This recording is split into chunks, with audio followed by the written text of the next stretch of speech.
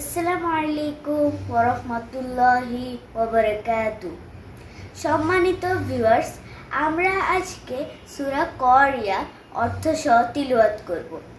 এই সূরাটি কিয়ামত সম্পর্কে নাজিল হয়েছে। আউযু বিল্লাহি মিনাশ শাইতানির রাজীম। বিতাড়িত শয়তান থেকে আশ্রয় চাই। বিসমিল্লাহির রহমানির রহিম। দয়াময় পরম দয়ালু আল্লাহর নামে শুরু করেছি। আল কারিআহ। তুমি এক মহা দুর্যোগ। মাল কারিআহ। কি সেই মহা দুর্যোগ? ওয়া মা আদরাকা মাল কারিআহ।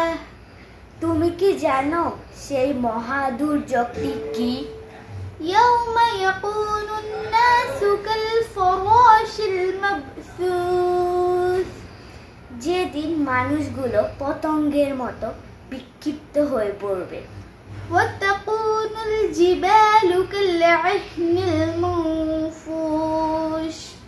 পাহাড়গুলো রং বেরঙের ধুনা তুলার মতো হবে। ফাআম্মা মান সাকুলাত মাওয়াজিনুহু।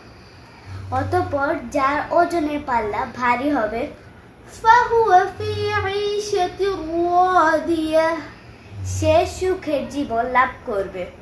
ওয়া আম্মা মান খাফফাত মাওয়াজিনুহু।